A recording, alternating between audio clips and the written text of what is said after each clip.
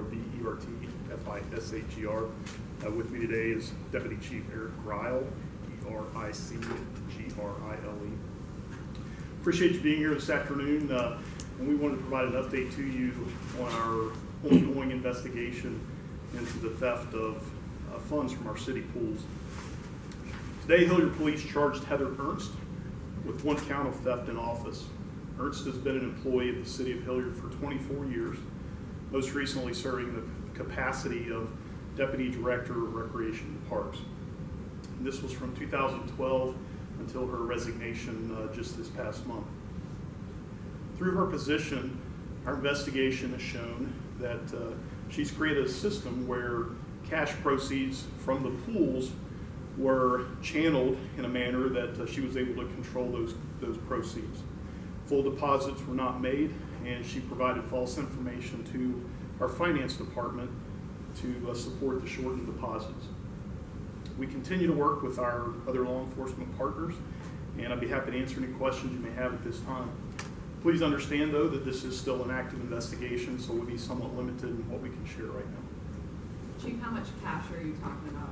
So we're talking a 6-figure dollar amount, and we can't share specifically what that is right now, but it is in the 6-figure range. Can you tell us how she funneled these monies from pools into her personal accounts? The specifics of that, again, are part of that investigation. However, she had total control of the cash flow from the aquatic centers into until it was deposited at the bank, and she was able, through that process that she established in her position of leadership, to channel that money for her own gain. Were those going into her personal accounts then, the money she was taking from the pool? She did deposit money into her personal account, correct. Over how long has this been going on? So our investigation right now is focusing the evidence we have from May of 2013 until 2017. And how did you find out? Where did this?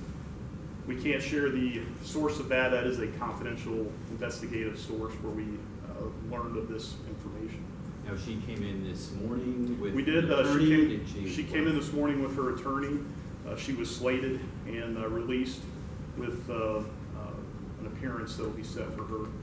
Has she admitted to any of these allegations? We've conducted interviews with her, but the content of that interview I can't share with you at this time.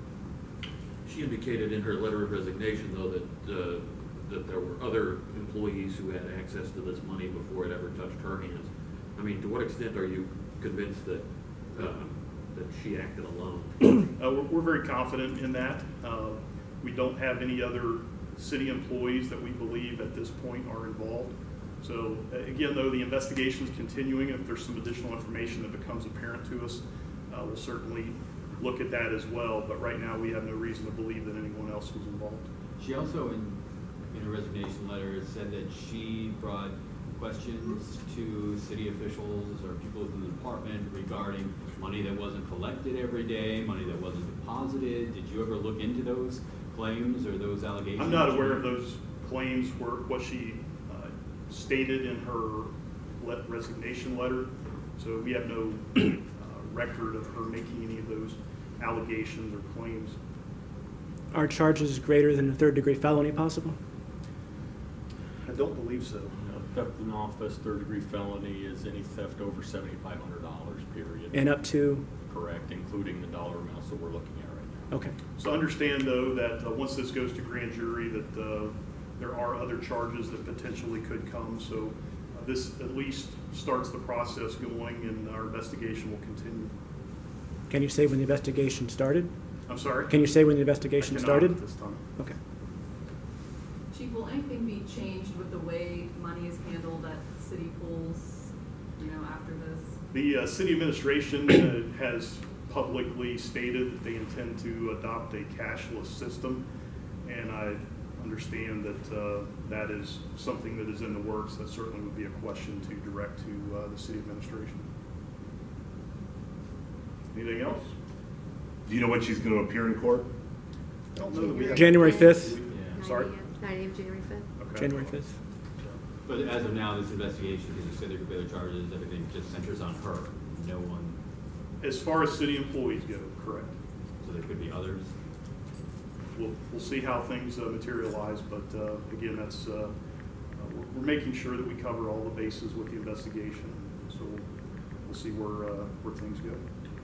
To what extent have you been able to follow the money? Typically, oftentimes with these kinds of cases, there's something on the other end here, whether it's gambling or drugs or Right. whatever. I mean, to what extent have you been able to follow? Cash obviously is the most difficult financial crime to investigate, and many times law enforcement organizations find that it's very challenging to prove a case in regard to theft of cash. But we feel very confident based on the evidence we have that we can prove what was taken and then the manner that it was taken, and then we have some speculation as well as to what it went to, but I can't say specifically what that is right now.